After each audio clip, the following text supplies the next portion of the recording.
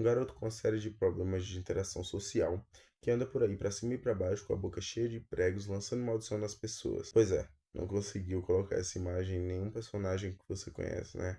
Se você não conseguiu, então eu vou te apresentar agora Switch, que é o nosso querido protagonista da série de histórias As Egocêntricas Maldições de Switch. Escrito por Junji Ito, ou eu imagino que talvez no sentido original fique Ito Junji. As Egocêntricas Maldições de Switch é um conjunto de 10 histórias que foram lançadas ao longo de 1991 até 1995 e depois disso foram compiladas em um só mangá, ou seja, viram uma obra só. Ao longo dessas 10 histórias, nós acompanhamos o Switch em diversas situações, sempre situações macabras ou situações estranhas, como por exemplo, ele pode estar simplesmente lançando uma maldição para que alguém morra, ou pregando boneco voodoo em uma árvore no meio da noite, no meio do inverno. Tudo isso sempre voltado a lançar alguma maldição em alguém. Porém, ao longo da leitura, é importante que a gente comece a perceber uma coisa, e não pode passar despercebida. Porém, ao longo da leitura, é importante que percebemos que muitas das vezes o escritor ele não deixa claro que as maldições elas se concretizam porque o Switch lançou e assim ele seria um ser muito poderoso realmente, ou se são pequenas coincidências que fazem com que o Switch acabe se afirmando e reafirmando com aquele poder, o que nos faz perceber, talvez, olhando do ponto de vista mais pro personagem, e ele é muito mais patético do que ele parece. Por quê? Porque o Switch, ele é só um personagem que tem problema pra interagir com as pessoas, tem problema pra falar com as pessoas, não tem muitos amigos, não se inclui em ciclos, ou melhor, não se inclui em grupos. Ele é uma pessoa com dificuldade de interagir realmente com outras pessoas. E ele tá ali naquela fase da pré-adolescência, que ele nem é mais uma criança, mas também ainda não é um adolescente, e ele fica ali nesse meio, sabe? Então, porém, desde a infância ele já foi esse personagem, mas na frente do mangá nos é mostrado que desde a infância ele sempre foi assim, sempre teve esse problema de interação e sempre se reafirmou por meio dessa magia. É como se fosse uma forma dele gritar ao mundo e sentir que o mundo responde ele, porque na realidade não responde, ele grita e apenas o silêncio volta. Então, essas coincidências fazem com que ele sinta que está se reafirmando no mundo, ele está se colocando no lugar no mundo, entende? Apesar de nós percebemos o Switch como um vilão ao longo da história, ele não é um grande vilão, sabe? Ele não é como se fosse um vilão carismático que tem toda aquela imagem pomposa de vilão. Não, ele é só um moleque ressentido, que não se encaixa em nada e que tenta se reafirmar no mundo, como eu já falei. Porém, ao longo do mangá também, nós percebemos que o que move o Switch, o que move ele a fazer essas maldições, não é necessariamente o ódio, uma vontade de destruir tudo e que tudo se acabe. Não, muitas das vezes o que move, ou melhor, no geral, o que move o Switch realmente é só essa vontade de controle, essa vontade de que pelo menos uma vez as coisas aconteçam do jeito dele, que ele dê as cartas, digamos assim. Digamos que o Switch sente essa necessidade de controle em um mundo que ele não tem controle algum. Quando é errado para outras crianças, crianças xingam, berram, choram, o que é que seja. O Switch não, ele amaldiçoa, ele lança feitiço, ele deseja morte, deseja coisas cruéis. E isso é a maneira dele de se colocar nesse mundo, né? E quando você vai ver as consequências dos feitiços do Switch, muitas das vezes nem é nada muito demais, é sempre algo patético, muitas das vezes mesquinho. É bem igual o Switch mesmo, é algo bem baixo.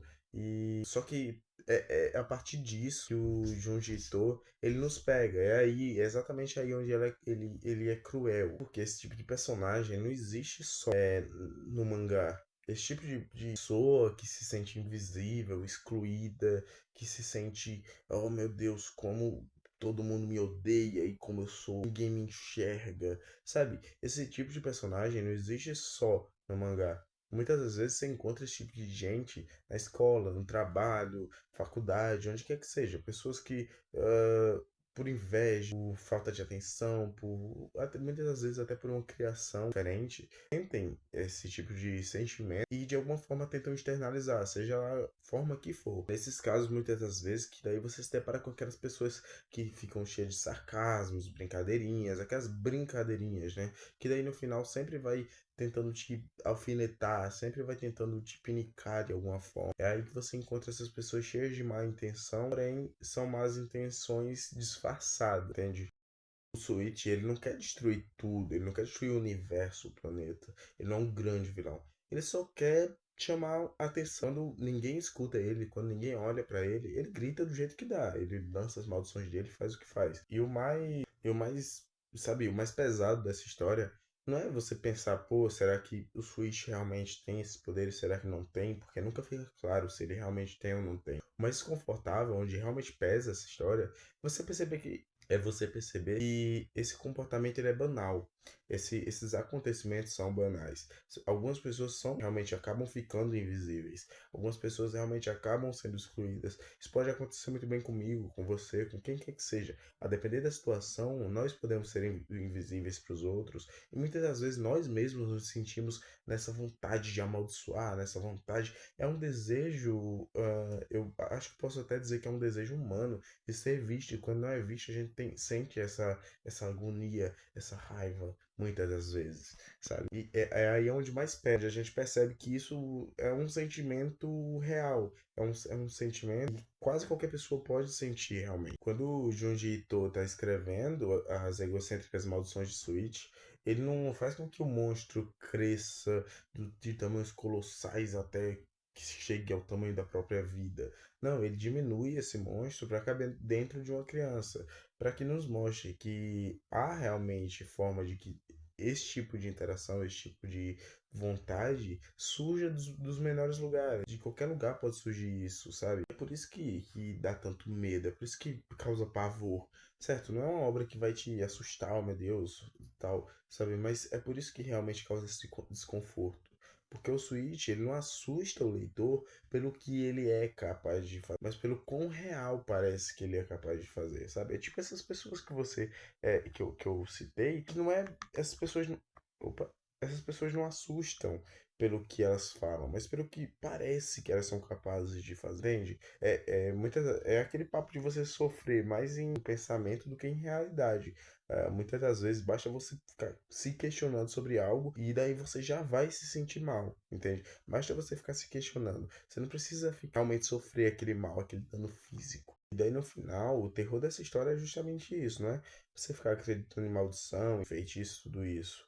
Que é talvez o real terror desse tipo de história do Junji Ito.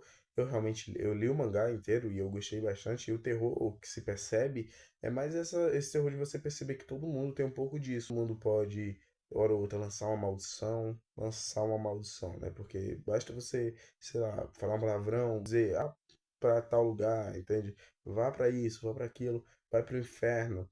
Tudo isso já é uma espécie de maldição que você solta quando você tá irado, quando você tá com raiva de alguém, quando você precisa jogar isso pra fora. Mas em resumo, foi basicamente isso. Eu não consegui realmente destrinchar tudo do mangá, mas eu não consegui realmente destrinchar tudo, mas eu recomendo que leiam o mangá, procurem pra comprar se quiserem. É um mangá muito legal. Eu li a versão online e é muito legal. Imagino que a versão física seja muito melhor de ler, que daí você vai estar com ela na mão ali e tal, tudo bonitinho. Isso é muito bom.